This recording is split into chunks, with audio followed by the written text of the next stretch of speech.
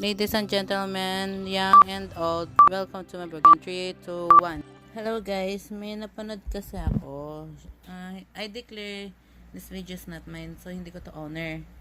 Hindi rin to sa akin, hindi ko rin to kinukuha para lang gawing content or anything, no. Gusto ko lang maparinig sa inyo din kasi totoo naman kasi, tama naman na yung iba yung kabataan ngayon sa kabataan ngayon. So, pakinggan nyo na lang guys. Hindi ko napapakita kasi hindi naman sa akin eh. I respect the owner. So, pag napanood to ng owner, please, sana po payagan nyo akong i-share siya. Ipakita sa buong mundo. Kasi, deserve naman makita ng mga marinig ng ibang kabataan ngayon at saka noon. Tingnan natin kung ilan yung agree. Sana payagan ng owner itong gagawin kong video. So, no reporting guys. I declare it's not mine talaga, ha? So, here we go. Pakinggan nyo, ha? Okay.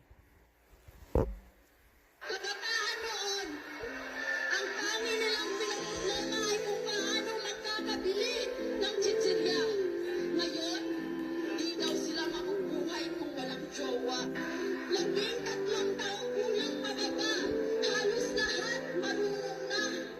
Tapos kapag napuntis ng maaga, sa maunang ipapaalaga. Kabataan noon, hanger, tsinelas at pangalo lang ang pinagatubutan. Kabataan na yon, kung makasagot, wagas at makapaglayas, akala mo may kaya ng ipamalas. Kabataan na yon, bukso ng damdamin ang laging pinapairal, pero walang oras sa pag-aaral. Pag-uwi ng bahay, diretso agad sa galaan. Tapos mas galit pa pag pinagsasabihan.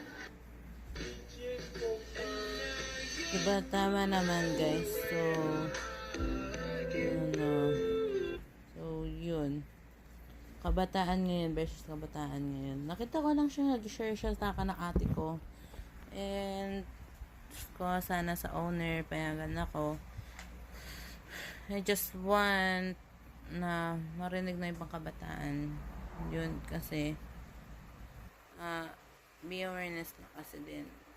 Kasi napansin ko din kasi iba yung kabataan ko, iba yung kabataan ngayon. Kasi sila kasi noon kabataan din naman ganoon din. Puro takot na kami sa tsanera, sa pamamalo, lahat ng pamamalo kasi pamamalo. Tapos pag bawal lumibot, pag talaga tapos ng school, bahay agad. So, yun, ko din naman na iba talaga yung kabataan ngayon sa kabataan noon. Kasi ngayon yung mga kabataan ngayon lumilibot-libot. Pagkatapos sa eskwela, hindi uuwi sa bahay. Hindi diretso bahay. Hindi kagaya noon. Maraming kabataan nun na year 2013 ata yun. Mga basta mga late na yun. So, yun. Last pa. Grade 6 ako kasi year 2013. Tapos grade 7 ako year 2014. Pag kasi noon, hindi din talaga ako pinapayagang gumala. So, gusto ko lang share.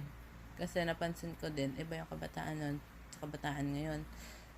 Tapos, yun, kung bata nga ako, hindi naman ako malibot masyado.